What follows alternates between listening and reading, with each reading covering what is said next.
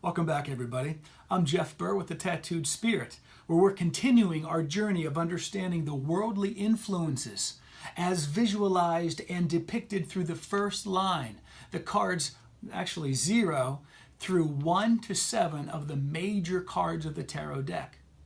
Now, we've learned how our pure spirit and how everything is associated with new beginnings and optimism and hope and confidence and high positive expectation is grounded into the earth so that we can play within this playground of third dimensional things and time, and to be able to create our desires and to live the life that we desire, and how important the influences of love and wisdom and understanding that are accessible in the recesses of our mind and our heart in stillness and in quiet.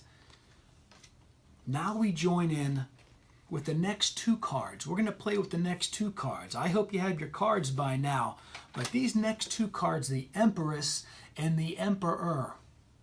Moving from where we are, hopefully you have your cards laid out. The High Priestess is here, the influence and the idea that the quiet can assist us. Now we have the influences of everything feminine and everything passive, and everything having to do with Mother Nature, and how that influences and how that directs our life. Whenever we realize that this is a force as powerful and as complementary as what is depicted with the Emperor. This is the rule of law. This is society. And you can see that from the cards. When you hold these two together and you look at these, you see Mother Nature. You see all the wisdom of the Native Americans. Anytime in therapy, whenever you are looking for something wise to say, and something that I always fall back on in my own practice, and certainly to tell myself in my own life, is to realize that everything in nature can be applicable to anything that you may be thinking is failing in your own desires. For example, the idea of a Mother Nature teaching is the thought that if you just plant a seed of intention, that's the first step for it to bloom. And the more you nurture it and smother it and keep on watering it and keep on fertilizing it, it will kill it. You have to let nature take its course. Let divine timing occur. This card helps us remember that it is in nature, that it is in the passivity that is strong, just as much as it is the idea that the rules of society give structure so that the rules of nature can take place in our lives. The divine masculine and the divine feminine is something that most often occurs just in theory of our mind, and the best way that you can understand these two cards moving forward is to look at them as the relationship between the king and the queen of the chessboard, where the rule of law is the king. It is the emperor. If that king gets knocked down or knocked out, the game is over. In that regard, it is the most important piece on the entire chess field. But if you ask the king, the divine masculine, if you would ask this emperor, who's the most important piece on this chess field, it would say the queen. It can do anything that it wants. It can take as many steps and as many things as it wants to do. This is the most valuable player in the eyes of the emperor, and also reversed.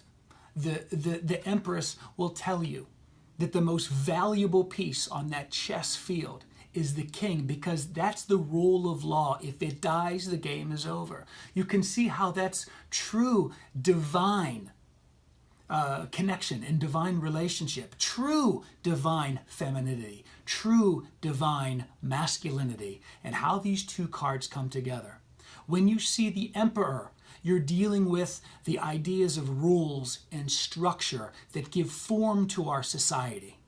You can see now, hopefully, that if it was all structure in rules and logic, that it would be a very indeed unsatisfying way to be in a society or a civilization.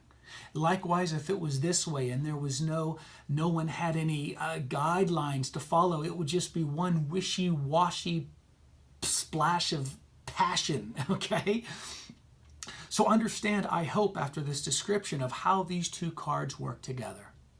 Now, Again, you can see, just like the last card I did with the High Priestess, I put little dots at the end of the Empress and the little dot at the beginning of the Emperor and at the beginning of the Empress, which means that whenever you reverse them, that means you bring in the hidden aspect. So then you bring in, whenever you see the reverse divine feminine, you bring in enough of the divine masculine to truly balance this card out. You're living with passion, with the rules of nature, with the wisdom and the knowledge of just the patterns of life and how the earth turns, with logic. It's a very balanced card, just like we saw with the High Priestess. And just like the reversed Emperor, judging by the period on either side, which I put the one in there to help us remember this. You have the rules of society, but you also bring in the hidden component of compassion. You bring in the hidden component of the queen to this king, which is softness and gentleness and openness. So you can see how these cards should, when you think of one, you think of the other, and how it's a natural pairing. Okay? So we're moving on, that which affects us in the world through the influences. I'll see you next for the Hierophant. You can pronounce it many different ways, but the meaning is the same. I'll see you in just a second. Please keep viewing, because we're covering all the ways that our spirit is influenced in the world before we get into what is deeply affecting us in the second line, which you're not going to want to miss at all. So I'll see you in just a moment.